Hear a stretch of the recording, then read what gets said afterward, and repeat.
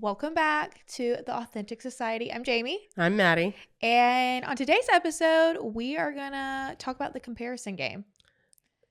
I feel like as women, we really struggle at comparing ourselves to people, whether it's in our lives, our friends, people we meet on the street. Social media makes it really difficult. I feel like more than women do this. Oh, I'm sure. I feel like everybody does it really bad. And that is especially with the invention of social media and the overtaking of Instagram influencers. The thing is about the comparison game, though, it is something even before social media, I think is so deeply rooted in us as people.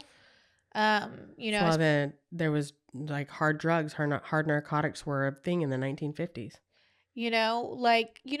But when you think about childhood and stuff, comparing yourself to your siblings and their grades, or if they're really good at a sport and you're not, or if your siblings are. Do you think that is a normal thing? Mm-hmm. Do you think it's just part of it? Comparing yourself to your siblings? Yes. I think it's normal. It's competitive. I see my kids do it sometimes, but it's not as bad as we did it. I think comparison is always a thing when we have labels. So growing up, my notes are on here. So. I had one older sister, and she is like a genius. Like, she's very smart, and her first word was book. Like, really? She loves books and reading, and she's just very naturally gifted in that sense. And I always really struggled in school. And I was like the funny, outgoing one, and she was the reserved, smart one. And I think society gave us those labels.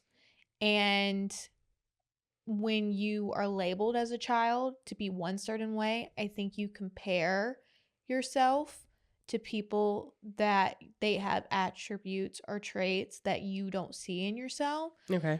And even though I know now that I'm very smart, growing up I did not think that. So I always compared myself to people that were so much better in school, and it really didn't help with my self-esteem.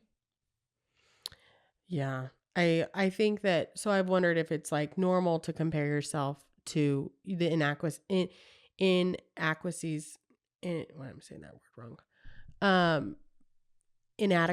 that you had with your siblings, or is it normal to do that, or is that just something that is bred in a family culture?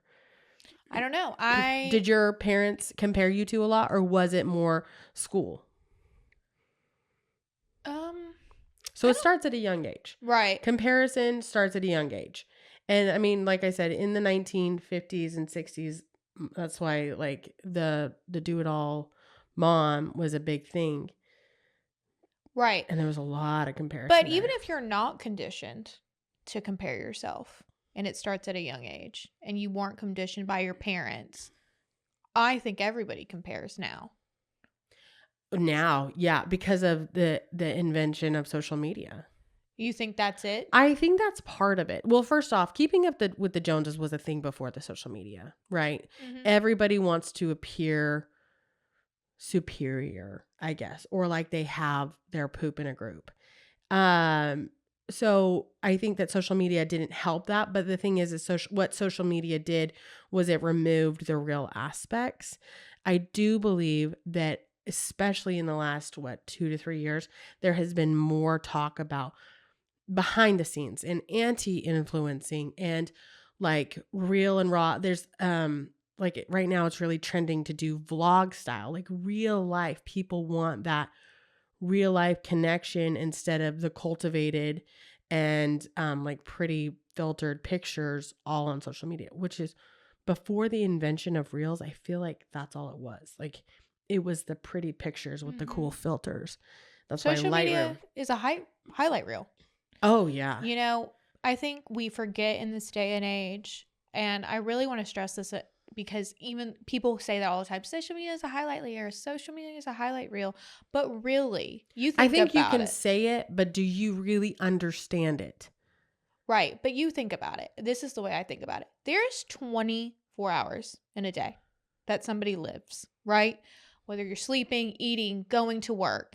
And if somebody is an influencer, let's say they post 5-minute videos on TikTok or reels on Instagram, or they get on stories for an hour, you are seeing such a small clip of that 24 hours a day. And it is so easy to think that they're showing you so much because they're posting so much, but it could be an hour of time they've spent in the day to post that out Yeah. of 24 hours. Well, and then so I think what's happening is it's skewing. So you follow these influencers and each of them are posting maybe an hour tops of their life. And then you've just seen 3 hours of cultivated and it's made sure that it's pretty of a highlight reel on Right. Instagram. And then that skews with your psyche. Why are all their lives so perfect and mine's not? What do you, if you compare yourself to people, what is the one thing you compare the most? Like, what is the one thing you struggle with in the comparison game? Because we all do it. Up until recently, it was my house. Oh, because I don't have an influencer house. Caleb and I, and this was something, so I practice gratitude. I think everybody should do that. Last November, I did like a gratitude challenge. And we don't have that anymore. But up until recently, it was my house.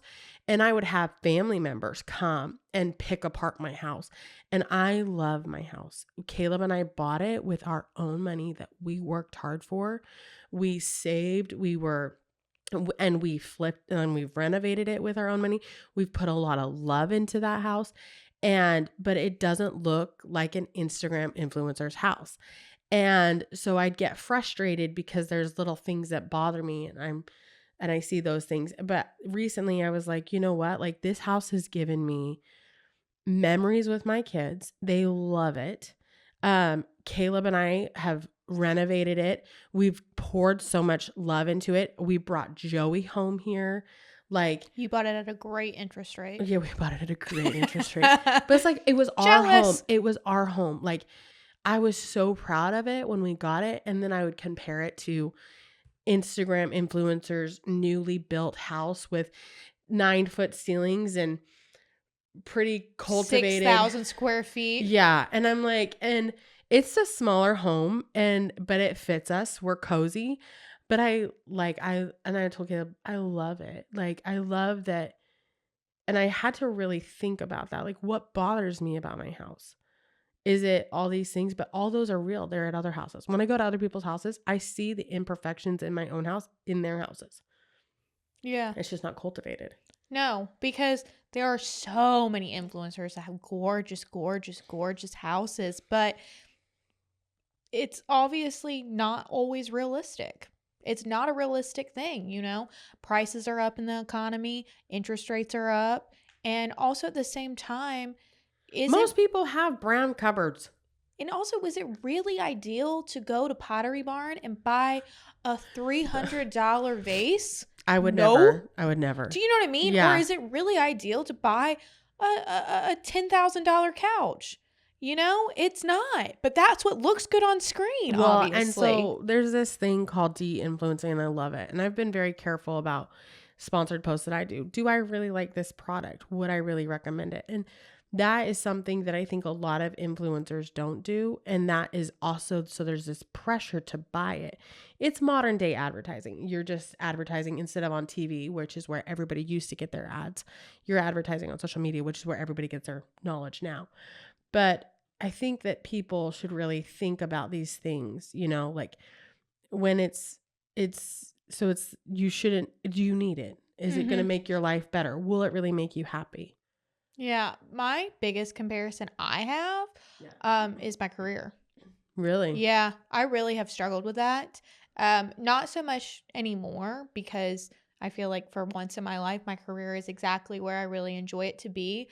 But when I was trying to figure out really what I wanted to do with my life, they say go to college, you'll get a degree and you'll be ahead of the game and you'll know exactly what you want to do and you're going to be making good money because you have this 4-year degree and you're going to know. And I was never the person, even in high school, that knew what I wanted to go to college the for. The biggest lie we were told is that we had to know what we wanted to do for the rest of our lives at 18 years You're old. You're babies. Like, but I graduated when I was 22 and still didn't know. Well, and I know so many people who went and got their degrees because they were told that they had to, and they were like, oh, so-and-so loves it. So-and-so loves it. And they ended up going back and getting a completely different degree. Yeah. I'm going to say this for anybody that is listening. It is okay to change careers. We are not living in a day and age where you go and you work at the same company for 35 years, you get a pension, and that is that. We are not. It's okay to change your mind. It is, but it's okay that if you do a career for 5 years and you realize you don't love it anymore, to change a career, because life is too short and we spend so much time at work to be in a career that doesn't fulfill you. Yeah. And I get that's not always the case for people because money is always involved, and like you do have to, sometimes you work a career because it's good money or you need the money. So Golden handcuffs. I completely get that. I'm not saying go quit your job. Have a backup, but I am saying that for me, when I got out of, college, I graduated in 2019 and then COVID hit really quickly after. And that was not a time to explore a career. Unfortunately, COVID, everything was shut down. Marketing, communications, those are the first cut. Marketing is always the first cut in a company because they think they can cut it, but that's a different story. And I went into teaching for 3 years and I was miserable. I hated every second of that job, which needs to be a completely different, whole different episode on why I left teaching. But I remember getting out of teaching and thinking, oh my God, I just wasted 3 years of my life doing something that I'm not going to do. And I'm basically essentially starting over in a career. And I was jealous of people that had really cool careers and were really successful and happy and loved their careers. And I always compared myself to that. And like, I'm so far behind. Some of my friends have jobs that they're making almost 6 figures in, and I am starting over. And I think I've struggled with that because I'm like, always have looked at my age and it's like, gosh, I've been out of college for this long and I still haven't found the career or job that I'm destined to be in. And I've always compared myself to others. Yeah. With that. That is really one of my biggest struggle. I also think that there's a comparison of like having to like have your life figured out. So like when you're not married, everybody wants to be married. And when you're married, I know married people who are like, I wish I was single again. And it's like, and I think, so it's like the comparison of the, what you don't have and how happy everybody is. And it's like, you can also choose to be happy where you're at. And I do believe that. So it's like, if you're unhappy, change it. Mm-hmm. And you need That's the career thing. If you're unhappy, change it. Bloom where you're planted. Yeah. I know a lot of people, and I struggle with this sometimes too, is not loving the place I live. Not necessarily my house, but it's like, oh, it would have been so cool if we had packed up after college and moved to Charleston. No, it wouldn't. Or, oh my gosh. As somebody who moved around so much, and like my family never had roots, like something like, so here we are. I always tell Caleb, like, sometimes I'm jealous of the people who are born and raised here and they got roots. Like they have family and aunts and uncles, because it's just Caleb and I until recently. And I don't know, except for maybe Lovell, Wyoming, which is the population 1,300 people. It's teeny that we would do that. And so it's like, you're like, oh, we should move. It's like, well, I do compare, like, one of my dreams was, before I went to college in North Carolina, I was going to pack up and I was going to go to college in LA. I went to a photography camp for 3 weeks before my senior year in LA. And I was like, this is it. I'm going to come out here and I'm going to move to LA. Why LA? I love big cities. Okay. I love big cities. I love New York. I love Savannah, Georgia. I went to New Orleans recently. Love it. I love cities. Okay. I love them. I thrive in them. Okay. I love being able to walk places. I love like bike everywhere. I love the hustle and bustle of a city. I Okay. feel like when I'm in a city, possibilities are endless. And again, I'm a big dreamer. So I was like LA. Like I loved it out there. I loved it. Obviously, out of state tuition was not a possibility. So, you go to a in-state college and it's cheaper. And, I always compare. I used to, and I still do. What if I had done that? Compare to like, oh, I'm so jealous of the people that took the risk and moved out of their But are you hometown. happy in the life you have now? Yes, but I think that's also because I have learned that romanticizing your life is very important for all areas of your life. Gratitude, call it what you want. Romanticizing, gratitude. I know I live a life that some people wish they had. And I am thankful every night when I go to bed. My first thankful is like, thank you, God, for giving me a beautiful marriage. I always wanted that growing up because my parents had a toxic marriage. I promised myself when I got married that it was going to be the biggest decision I made in my life, and I was going to choose wisely on who my partner was, and I was going to have the opposite of their marriage. And I'm so thankful for that I'm in a marriage that, and so, I know some people compare like, God, I wish I had their marriage. I'm glad I never have to compare in that. I wouldn't want any other marriage but my own. And so, yeah, like you said, gratitude. Well, and I think that's where, so you can be completely content with your life and then you get on social media and it's really hard not to compare. And it's like, really hard not to be like, oh, I wish that I had this or that, or I had this attribute that this person has. I am not a funny person.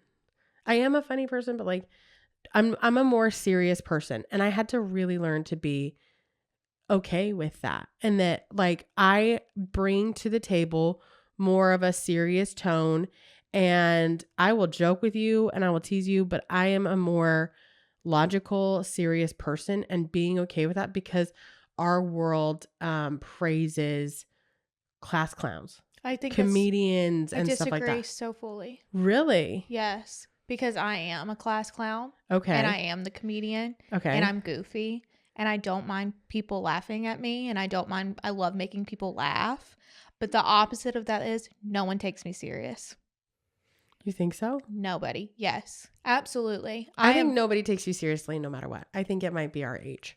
I am the dumb blonde to people. And I don't get embarrassed very easily, and I don't really care. Yeah. What people think. I just don't have the gift and of timing. I'm goofy, and I'm not afraid to be goofy, and I'm not afraid to be dorky and stuff like that. My humor really is just like goofy. But with that comes, I always feel like people don't take me serious. Like, oh, she's joking, or like she's just. So I think there's a comparison game. I wish I was more of a serious tone person, so people would take me more seriously.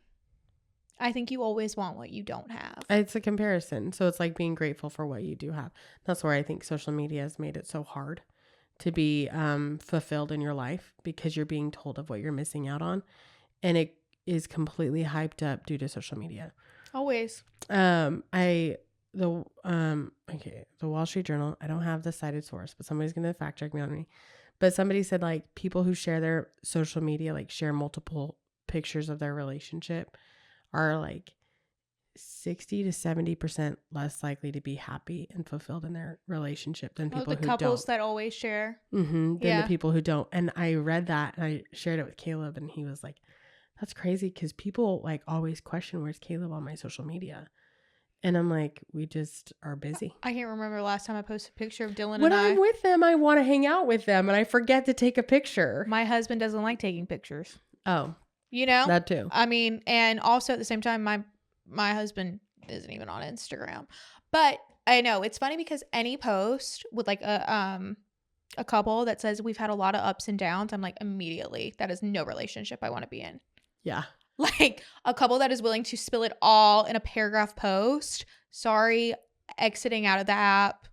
Really? I think the more couples share on Instagram, the harder it is. I think the people that are like, oh my God, the minute you let the world into your relationship. my husband is just this is why he's the best, or you know what I mean? I do love a sappy post, appreciation post. See, when it comes to posts about Dylan and my husband, I'm a woman of few words. Like, I love a quick, like, happy anniversary post to the love of my life. I appreciate seeing the happy post, but like the people who are, so I don't actually pay attention. I don't really care, but I saw that and I was like, that's interesting because so many people I know have really rough relationships and post all the time.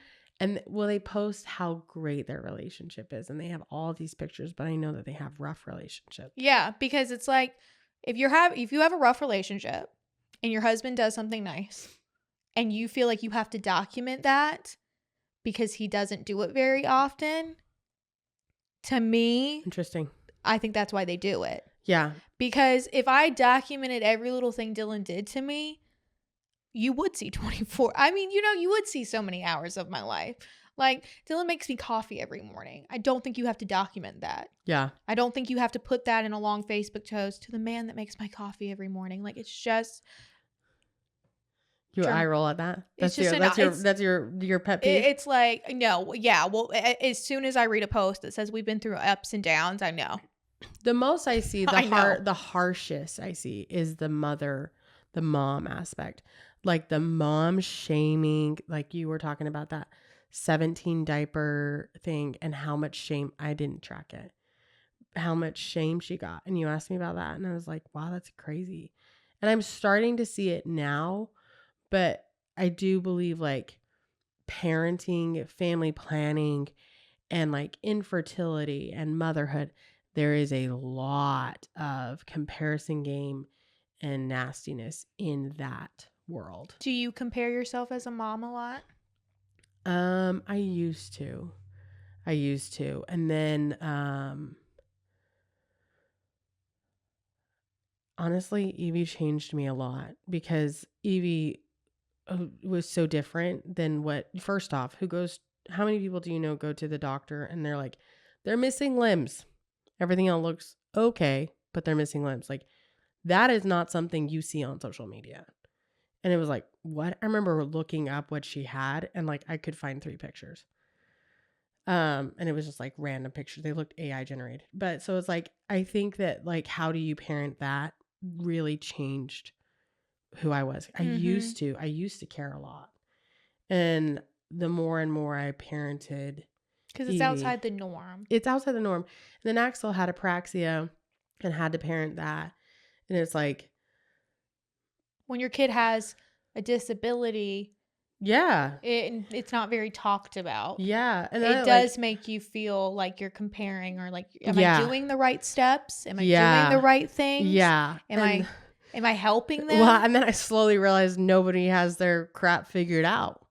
And like people I thought did would try and give me advice. And I'd be like, you don't know it until you walk in it. Yeah. Yeah. And so I think that changed me a lot. And that was also the time that I started reading parenting books. And they taught, like, I mean, they're professionals, like Know It All. Dr. Jay Siegel is one that I love. And he was like talking about how he messes up as a parent. And I think that was a good reality check. And I think everybody needs that. Like, no matter what, nobody has it figured out. And you're going to mess up. Yeah. Well, I like the quote. I saw a quote the other day that was like, when people say, well, try to walk in that person's shoes, even if you try to put yourself in their shoes, the shoes are still going to fit differently. Yeah. You never really know what people are walking in. But it's crazy because I see other moms post stuff. First off, I also had a very microscope, like larger than most people have, when I first became a mom. So I learned quickly what to share and not to share. And quicker what I like, hey, I don't need you comment, or how much I didn't care. But I see other moms share and they'll get in and they talk about it. And they're like, it's so hard. And I'm like, man, like, first off, your life is, and I think that is what is hard, is how shameful the internet is to moms. It's like, they're doing the best they can, dude. Mm-hmm. Well, you're damned if you do, you're damned if you don't. Yeah. Because if you don't share your children, people are like, why aren't you sharing your children? And then you share them, you're picked apart. Yeah. And for me, it's always so crazy because it's by other moms. Oh, yeah. You know what I mean? Like, you don't see a lot of men coming in comments and picking apart. I have also noticed it's moms. a older generation thing. It's like the older generation finally got a voice. Yeah, like Gen Xers and boomers. And they want to use it all the time. Yeah, I'm a millennial. And it's like, we need to filter some. Yeah. So let's go back to the golden rule. Like, if you don't have anything nice to say, don't say it. But I think that's what that also feeds the comparison game, because someone will tell me, oh, I saw this post, go read the comments. And the comment section is almost more entertaining sometimes. Always is. Than the post. Always is. And I think that also doesn't help the shame game and the comparison game, because you're like, you'll see a comment and you're like, man, that was really rude. And there could be 100 comments that were nice on that, or funny, or like clever, but you're going to remember that one comment and it's going to stick in your brain. It's going to change the way that you act. And I think we also need to say, and I'm going to look in the camera, just because somebody is older does not mean they're wiser. Credentials don't mean anything either. Sorry. Just because you are older than me and you have more life experiences does not mean you're wiser, you know best, or you know how to give me advice in my life. Well, and I've had a lot of people be like, from a nurse here, and then they'll give me advice, and I'm like, I would never have given that advice. So credentials don't mean very much, neither does age. Yeah. My life experience might. Well, and I just think I have never gone out of my way to write a negative comment on a post. Yeah. And we talked about this the other day, that millennials have kind of seen how hard this generation of social media has been on negative comments. So millennials are more like not to write a negative post, because we see it and we like, that's not okay. Yeah. It's always the meanest comments I have ever gotten are always Gen Xers. Isn't that almost sad, always. Though? Well, so it's interesting too, because a lot of people want to pass judgment on experiences that they have never been through, or compare to experiences that they have never been through. And that's where I'm like, maybe the Gen Xers are doing the comparison game. Maybe they're looking at their youth through a different lens and so saying, it would this be is older, what I would have done differently. Older. You know? Wisdom. Yeah. So would it be passed as wisdom? Yeah. So do you think there's any point where there is healthy comparison? I do. That could be the sibling camaraderie. Yeah. Well, maybe. I always like to surround myself with like people that I can learn from, right? Yeah. And I love when I have friends or people in situations where I look at something and I'm like, wow, they did that. They challenge your thought process. Yeah. Or they handled that well. Or, you know, even like my boss or something that I respect and I want to learn and grow from, that I'm like, wow, you know, how did somebody get to this point in life? What did they do? Yeah. And instead of saying like, gosh, I wish they had that, you still can. Yeah. So compare it in that way. It's like you can still compare and look at somebody like, oh, I want to learn from this. I want to learn from them, not be jealous of them, because there's room for everybody. Yeah. And I think we forget that.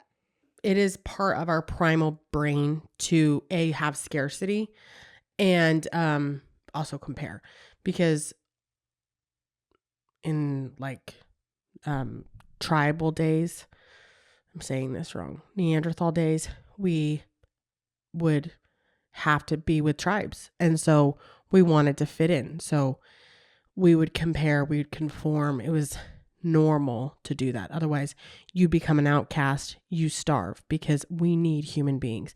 And I would think that we still need human beings to live healthy lives. Oh, yeah. Well, I think social interaction is so important. Yes. And that is, we could really. Mental health. We could really deep dive that, because I know for me, I have learned a lot that when I sit at home and I'm not out being social, not even really, like, doing stuff, but, like, going out to a work, even, like, working. If I work from home too much, I'm like, I gotta get out and go in. Talk to people. Like, it's important for my mental health. So that is something, but I do think there's room for everybody. And, I know we hear that a lot on social media. There's room for everyone in this space. But scarcity is a thing that I feel like, first off, is really hard to overcome. A, B, when you grow up poor, it's really hard to overcome. C, it's primal, but it's something that you really have to learn. It's like gratitude. You really have to be like, there's not, and ego. I feel like ego gets a lot involved, but I agree with you. There is room for everybody in this space. I think that brings a good point, though. When you grow up poor, or you grow up with not a lot of money, not even like poor, but like not being able to do things that other families got to do, like go to Disney for a week, or, get to do unlimited shopping before school started back. That also starts our comparison game young, because I remember I was always so jealous, and where I was raised, everyone was a stay-at-home mom. Everybody had a stay-at-home mom, and my mom worked full-time, and she worked night shifts in the ER, and I always used to be like, why can't you just be a stay-at-home mom? Because she wouldn't be able to come to all my school events, and she wasn't able to, I not be in the pickup line all the time. And all of my friends had like stay-at-home moms. Really? Yeah. So many of them when I was young. That's, I feel like, uncommon. And I think it was very like Southern traditional. Yeah. And I remember just always being so jealous of that. And now, hindsight, always looking, I'm really glad that I grew up with a mom that had a really strong work ethic. Not that stay-at-home moms don't. But again, comparison is a thief. I think, first off, stay-at-home moms, I think it's great. I'm a stay-at-home mom, but I think that there needs to be identity outside of that. Mm-hmm. And I feel like, because otherwise you get so wrapped up into it. And I remember telling my mom, I'm drowning in motherhood. And I had to find identity outside of being a mom. My whole personality is being a mom right now. But I have other passion projects that don't pertain to my kids. And a lot of the moms I know that are stay-at-home moms that are happy and fulfilled, they have the ability to maybe sometimes step out of the house and have passion projects, whether it's a volunteer aspect or something. Do you think when you compared yourself to other moms, it's when you didn't have those certain passion projects or other identities outside of motherhood, and that's why you were drowning? Yes. I think it was also a compilation of 1 to 2 kids. The jump from 1 to 2 kids was the hardest for me. I've heard that. It about killed me. Evie had her limb differences. And I had no family here. I felt very isolated. The pandemic had started. And that was hard. Yeah. And then the dishevelment of my family. Yeah. I remember, especially when I was a teenager and my parents were going through a divorce, I was always really comparison game, and I still am. I'm always to other people's relationships. I get really jealous of people that have parents that have good relationships. I compare a lot with that. I really compare. Like, I am jealous that people they get to go to one house on Christmas, or they have parents that get along and are love each other, and I've kind of grown out of that. But I did struggle with that for a really long time, of wishing that history would rewrite itself. And because when I do see people's parents, and I'm like, you guys just, my friends that have parents that are in a happy, healthy relationship, and they have these big holidays and they've never had to split time, I do compare, jealous. And I get jealous, and it's out of my control. Yeah. No comparison, no jealousy is ever going to change the fact that my parents aren't together. And so that's how I've coped. And I realized that instead of, and I think this has helped me being married, but because I realize I can't change what they did, but I can give it to myself with my own marriage and give it to my own kids. That's what I like. I always get excited for, and that's what I try to focus on is, well, my kids also don't really have a grandpa. They have Caleb's dad, but he's in Wyoming and we see him like once a year. He does make an effort. But I'm sad that my kids don't have that grandpa experience of like hunting and fishing with their grandpa and stuff like that. Yeah. But I also, I don't know that I have ever, like, you had something to mirror off of. Until I was 12, 13, everybody in the community that I was exposed to had relationships that were similar to my parents. Mm-hmm. So I don't think I knew. Different. I didn't think about it.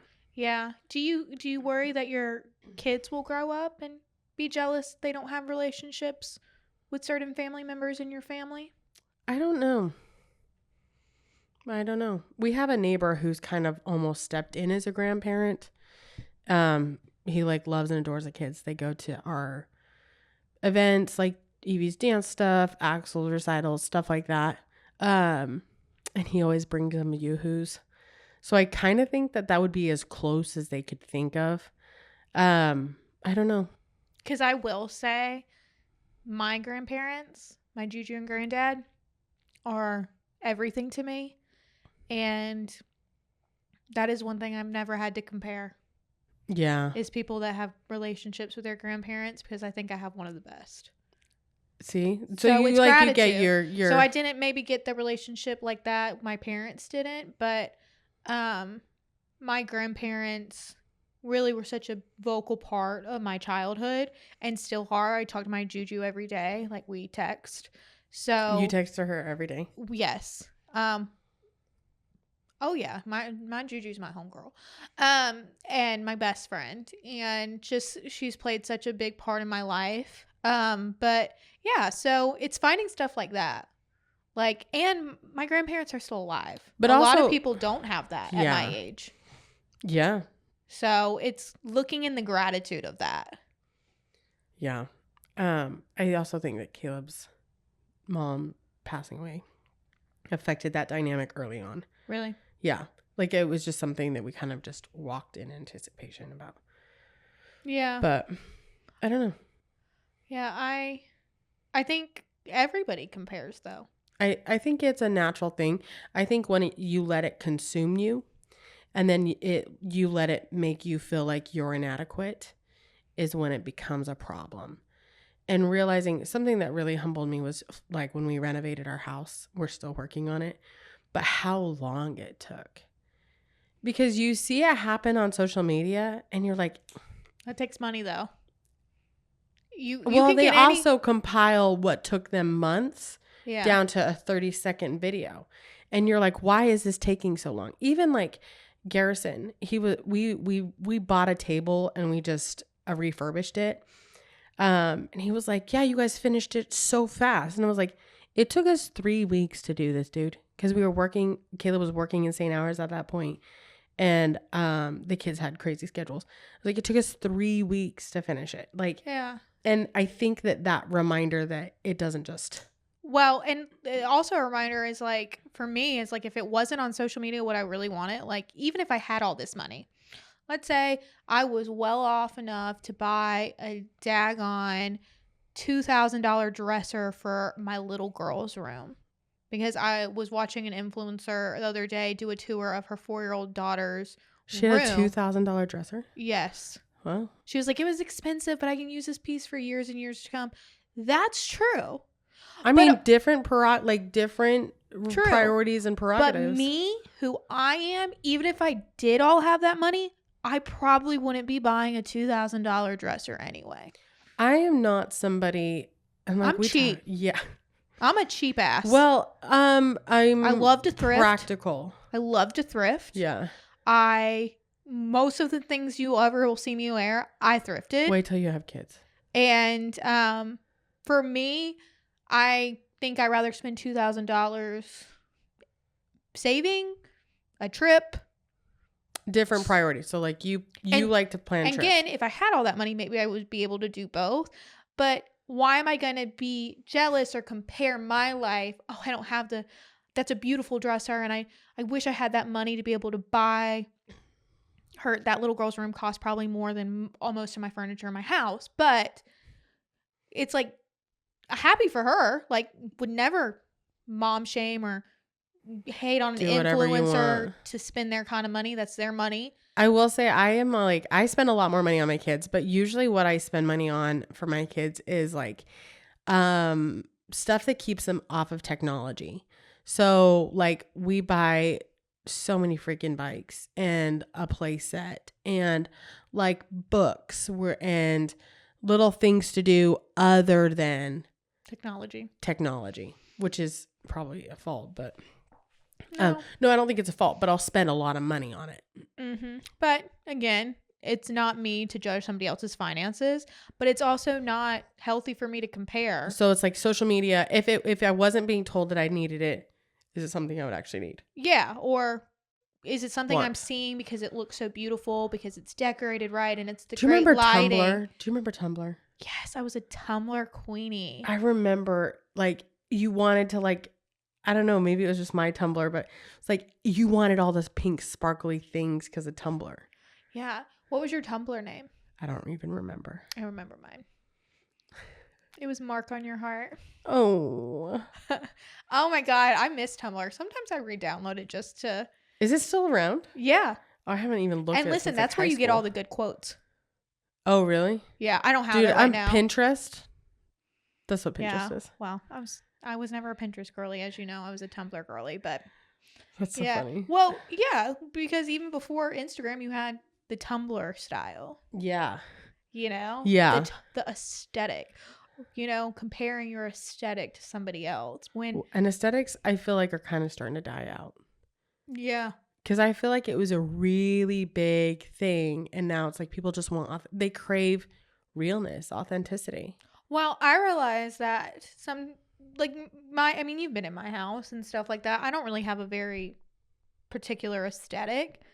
I like minimal stuff in my home. Do you? Okay, so somebody said like how all the millennials are minimal, and is it because of the Gen X and boomers were such...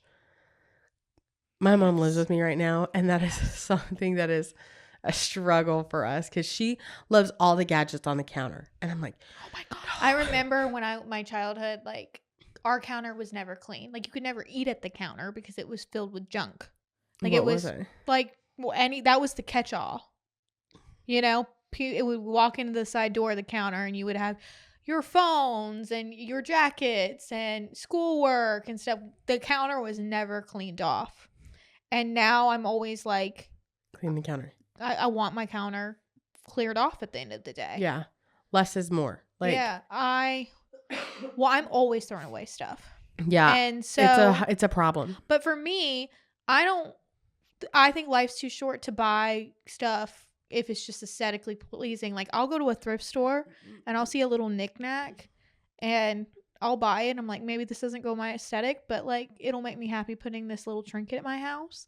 So it's really hard to have an aesthetic when you have kids' toys too.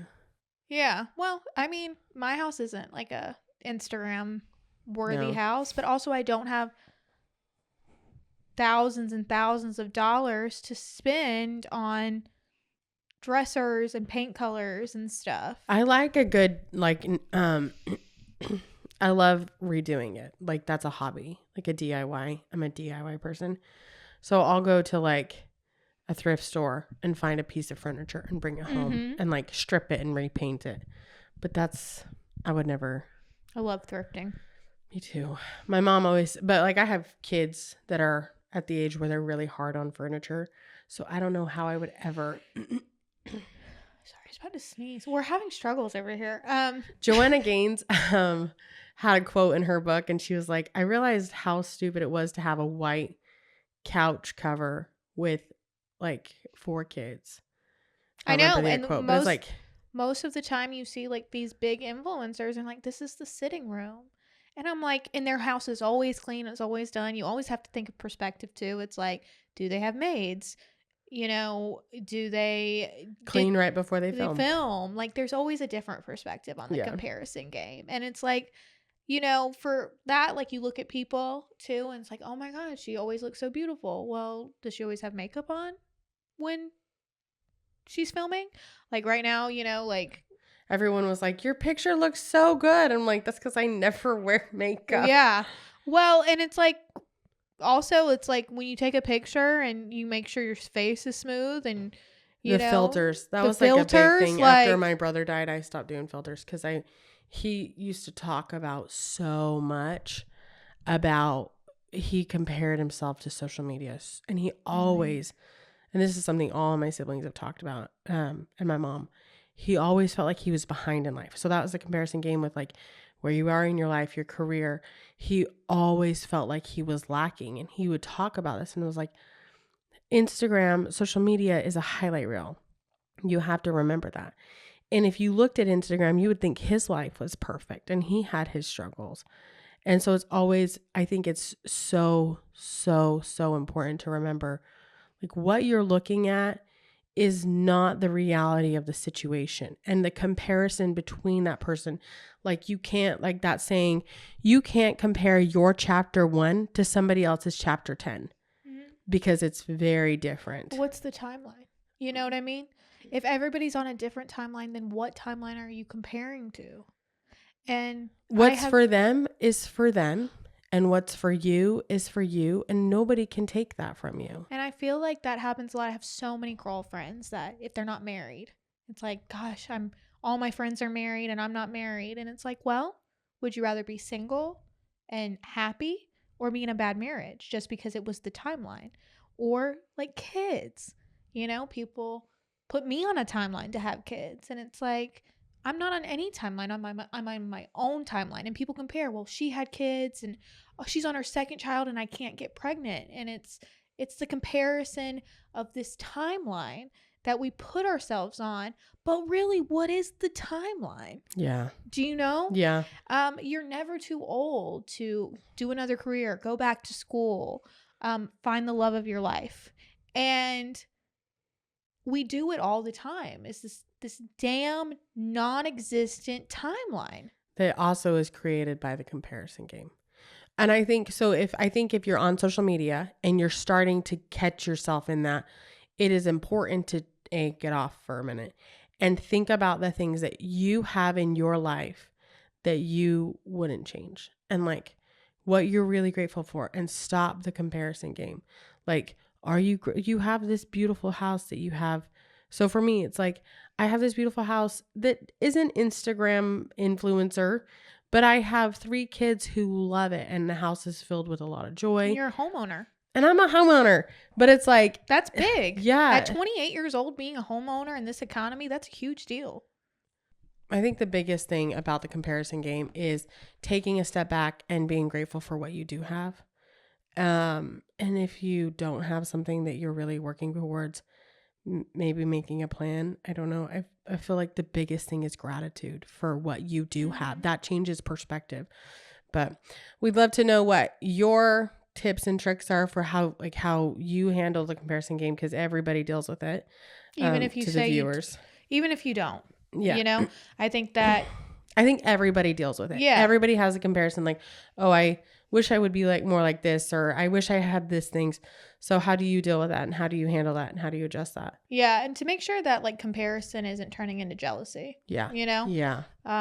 Because in setting goals for your life, if you are jealous of something somebody has in their life, make a goal.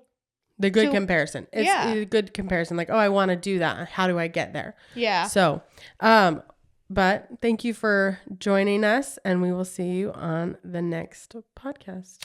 Bye.